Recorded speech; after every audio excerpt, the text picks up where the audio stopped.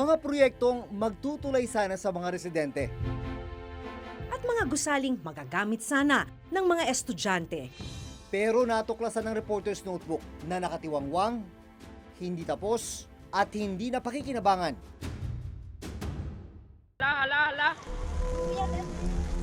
Sa kabila ng malakas na agos ng tubig sa ilog na ito. Balunan nyo, ha?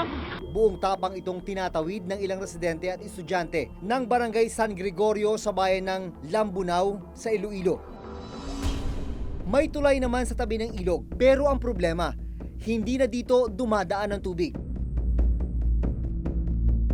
Ang masaklap, 10 taon na ang nakararaan mula ng simulan nito, pero hanggang ngayon, hindi pa rin ito tapos at hindi pa rin nagagamit ng mga residente. Nakilala namin noon ang grade 8 student na si Jaril Ligada. Delikado maglakad dito. Wala kang flashlight. Okay. Pag tag-ulan, mas mahirap, mas mabagal. Mas mahirap po. Para makaabot sa pagsisimula ng klase ng alas 7, naglalaan si Jaril ng 1.5 oras para sa paglalakad.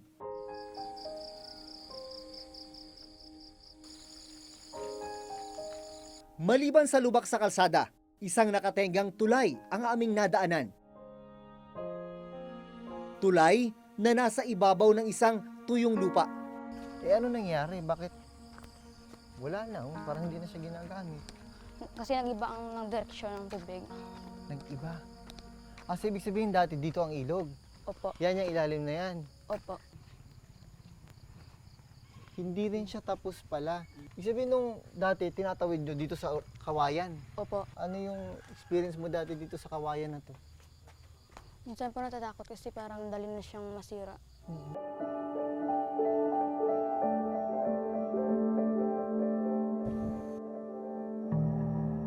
Ayon sa kapitan ng Barangay San Gregorio, taong 2008 pa nang simula ng pagtatayo ng tulay. Pero patigil-tigil daw ang paggawa nito. Yung budget namin, sabi ng engineer, hindi kasya ng 2 pinto yung patapos yung tulay. Kasi steel plate, ma'am. Sana kung natapos, malaking tulong sa amin dito sa San Gregorio. Ilang metro lang ang layo mula sa hindi natapos na tulay. Makikita ang ilog na itinuro ni Jaril na lumihis ng daluyan.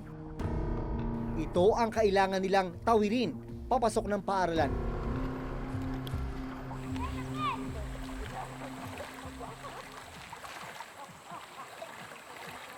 Pero dumarating sa punto ba na hindi kayo nakakapasok dahil sobrang laki ng tubig dito sa ilog? Opo. Isang linggo, hindi kami nakapasok kasi mas malalim pa dito. Ayon sa kasalukuyang alkalde ng bayan ng Lambunao, ang pagkalihis ng tubig sa ilog ang isa sa mga dahilan kaya nahinto ang konstruksyon ng tulay. Ang kanyang ama na dating alkalde ng Lambunao ang siyang nagpatayo ng tulay. Sa information based sa municipal engineer, naitayo yung bridge 10 years ago, noong 2008. Pero it was never finished. Tapos noong 2008 din, nung dumating yung Bagyong Frank, yung direction ng ilog nagbago. So, ando na siya ngayon sa tabi ng original na bridge. Kaya, in part, it rendered the original bridge useless.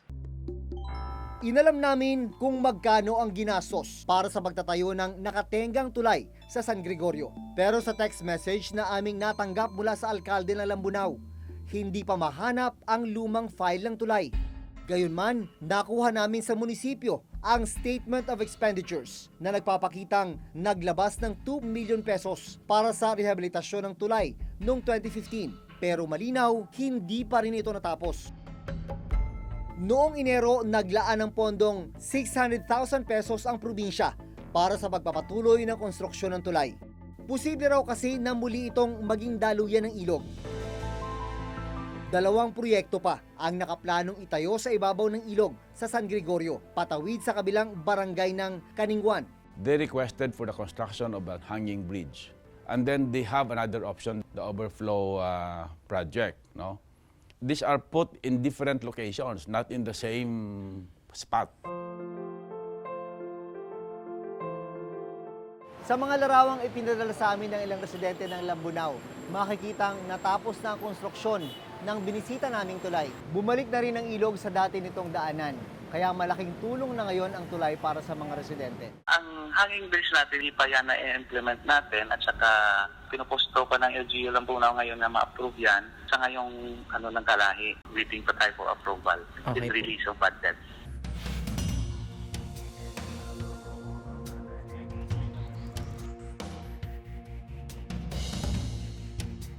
Ito ang Katarman Bridge sa Samar. Kung makikita nyo naman, sobrang makipot para sa isang two-lane bridge. Kaya ang proyekto ay bridge widening, luluwagan. Ang problema, noong 2015 pa ito sinimulan, hanggang sa ngayon hindi pa natatapos. Ang Department of Public Works and Highways o DPWH Region 8 ang implementing agency ng Katarman Bridge. Ayon sa Physical Status Report ng DPWH Region 8, September 16, 2015 nang sinimulan ang proyekto. Ang target completion dapat ay noon pang June 22, 2017. Pero nang aming puntahan noong March 2018, nasa 47.30% ang actual accomplishment sa paggawa ng tulay. Ayon dito sa dokumento mula sa DPWH, ang contract amount ng proyektong ito ay mahigit 140 million pesos. Tapos, sinasabi rin dito na yung actual accomplishment ay halos 50% na. Ibig sabihin, dapat kalahati nitong proyekto tapos na. Ganito po bang itsura nung halos 50% na natapos? Hindi po. Tuloy-tuloy naman ang trabaho namin kasi ang trabaho namin sa ilalim lang pa, wala pa sa ibabaw. Pag natapos yung ilalim, dahil lilimang butas na lang naman ito, sa taas na kami. Sa status report na nakuha namin noon sa DPWH Region 8, nakasaad na humiling ng karagdagang 120 calendar days ang kontraktor para matapos ang tulay. Ang dahilan nila ay ang obstruction of utilities, partikular ng water pipelines na nakakabit sa tulay.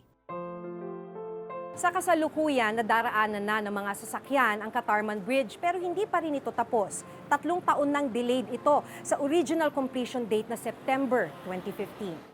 As of November 25, yung accomplishment namin is 93.11% na. We are expecting sana makomplete itong December 25 ng 100%. Kaya nga lang, siyempre, mayroon pang mga konting correction yan.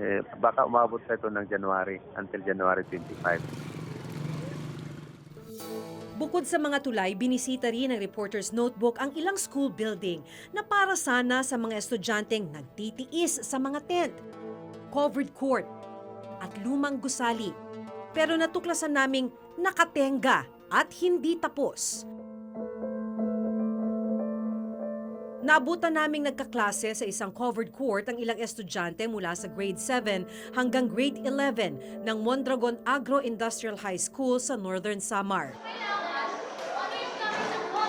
Minsan dito, mahirap dito pag pumapasok. Pag maulan, lumilipat kami, minsan hindi. Saan ka nahihirapan sa sitwasyon niyo sa klase niyo? Sa pagre-recite. Hindi kayo nagkakarinigan? Hindi na, lumalapit kami. Lumapit kami nun. Bakit pursigido ka na pumasok sa eskwela? Kasi mabot lang ang pangarap namin na maging sundalo at makatulong sa pamilya. Ramdam din ng mga guro gaya ni Teacher Maricar ang hirap ng kakulangan sa silid-aralan. Kahit po sila mismo, nahihirapan Oo, nahihirapan po. Lalong-lalo na po pag umuulan. Kasi nga, tumutulo. Dahil butas-butas na yung yero. Tapos, maingay. Parang mahirap pong marinig yung kung ano yung itinuturo mo, lalo na po yung mga bata na nasa likod, hindi conducive for learning para po sa akin. Kung tutuusin, 2 gusali na may 24 na bagong silid-aralan ang dapat nakatayo ngayon sa Mondragon Agro-Industrial High School. Dito, sana, 12 classrooms ang pinakikinabangan ng mga estudyante. Yun nga lang, noong nakaraang taon, tuluyan lang inabandona yung paggawa sa school building na ito.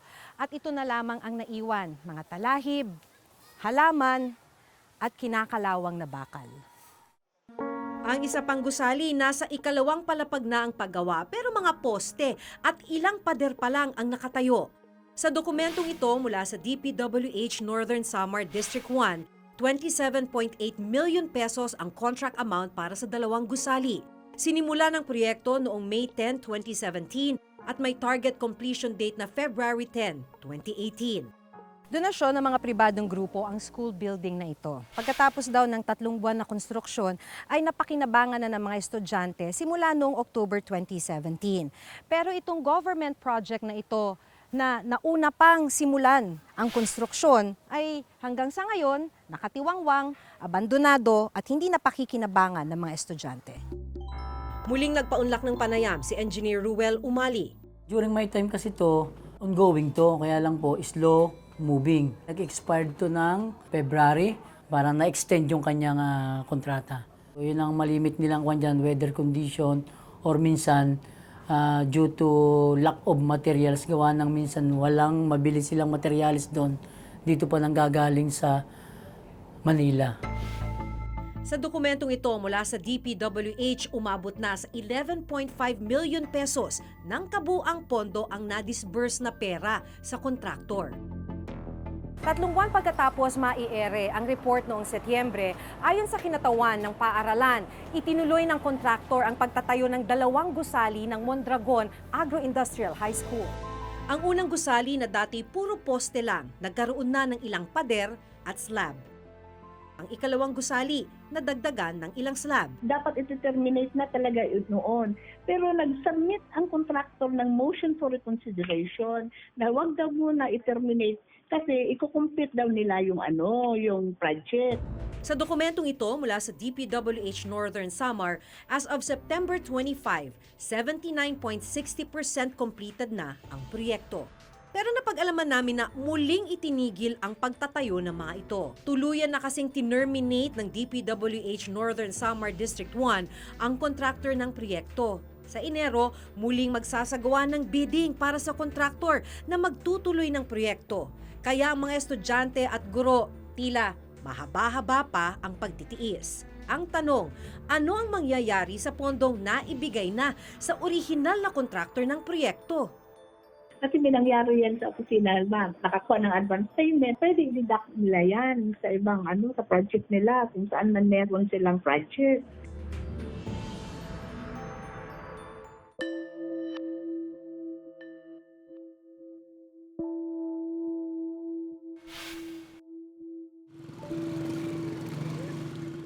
Balot na ng halaman ang mga poste at ilang pader nito at halos 2 taon na raw inabandona.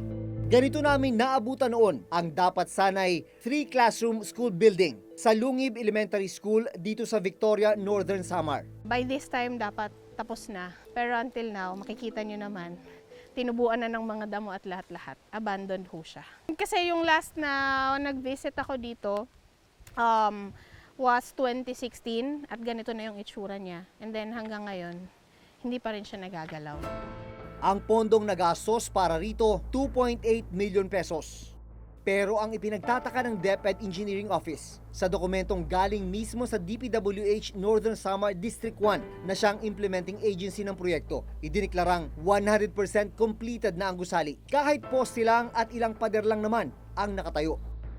As of January 31, 2018, ang supposedly 1-story 3-classroom dito sa Lungib Elementary School ay 100% completed. Pero kung makikita natin ngayon yung status ng building, hindi naman siguro natin masasabing 100% completed siya. Makalipas ang halos 4 na buwan, binalikan namin ang Lungib Elementary School. Nakatayo na ang 3 silid. Ayon sa DPWH, ang kontraktor ang gumastos para sa pagtatayo ng mga classroom. Conducive for learning na ito kasi napakalaki at napakaluwang. Kisame na lang ang kulang pero napinturahan na ang mga silid-aralan at ngayon ay nagagamit na ng mga grade 4, 5 at grade 6 students.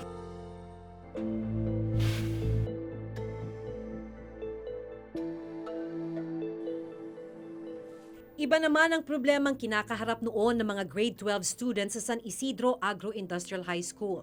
Nandito tayo sa San Isidro Agro-Industrial School. Dito naman, tapos yung school building pero hindi magamit dahil natuklasan na may structural defect.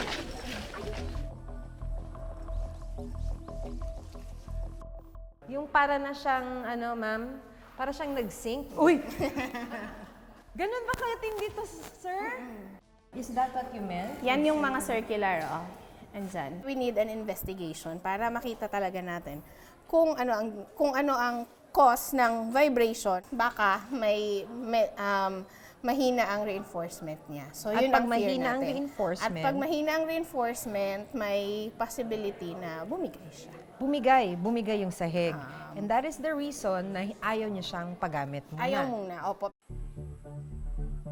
Ayon sa DepEd, nagastos ang kabuuang 10.4 million pesos para sa gusali. Dahil hindi magamit yung school building, gumawa yung principal ng paraan. Kaya ginamit nila itong lumang building na to. Wala naman kasi silang choice. Talaga naman kasi wala nang ibang espasyo, kailangan daw nila itong pagtiyagaan. Pumapasok yung ulan sa atin. Pagka umuulan, Opo, kasi okay lang po yung bintana. Tsaka dahil po marami kami, sa ipenta po kami sobra. Sobrang init po, parang hindi na conducive yung room para sa amin. Matapos may ere ang aming report nitong Abril, ayon sa DPWH, kaagad sinimula ng pagsasaayos sa gusali. Pinalitan ang buong slab o flooring ng 3 palapag na gusali. Ayon sa DPWH, ang kontraktor ang gumastos sa lahat ng pagsasaayos sa school building. nitong Agosto, dumaan na sa assessment ang school building sa San Isidro Agro-Industrial High School para malaman kung ligtas na itong gamitin. Pero hanggang ngayon, hindi pa rin inilalabas ng DepEd at DPWH ang resulta ng assessment. Mga poste rin ang nadatnan namin noon sa school building na ito sa Alegria National High School. Para rin sana ito sa mga senior high school students. Mas magiging komportable po yung pag-aaral namin kaysa kasi sa mga room namin ngayon na mainit. Taong 2015 ang maglaan ng 10.6 million pesos na pondo para sa pagtatayo ng school building. Target completion nito ay September 4, 2016. Ang contract cost, mahigit 10 million pesos, 10.6 million pesos. Yung contract duration o kung gaano katagal siya dapat gawin hanggang matapos ay 150 calendar days. Ibig sabihin lamang nun, sa loob ng 150 calendar days, dapat tapos na yung proyekto. Pero ito lang nasa likuran lang nung karatula, ito na yung school building na sinimulang itayo noong 2016. Wala pa rin. Ayon sa district engineer noon, 40% completed na ang gusali. Ang ginastos, 35% ng 10 million pesos o halos 4 na milyong piso. Ang Alegria, kung hindi po ako nagkakamali, 35 o 30%, ganyan po. Nag-release na po kayo ng 30% of the 10 million pesos sa Alegria? Nakita nyo na ho ba na ilang poste pa lang ang nakatayo ron? Binalidate naman po namin yan bago okay naman po yung sa tingin naman po namin, sa validation namin, hindi naman po nag-go-over yung payments namin. August 2018 ang una naming binalikan ang proyekto. May ilan mang na itayong bahagi nito, hindi pa rin ito tapos. Sa pagbabalik namin itong Desyembre sa Alegria High School, hindi pa rin tapos ang school building. Pero ayon sa DPWH, 64% completed na ito. Sakop pa rin daw ito ng original budget na 10.6 million pesos. Inaasahang matatapos ang gusali ngayong December 2018. Kaya ang mga senior high school student, wala pa ring magamit na bagong silid-aralan. Tingin namin hindi pa matatapos by December 31, ang opisina mag-ano na ng contract termination.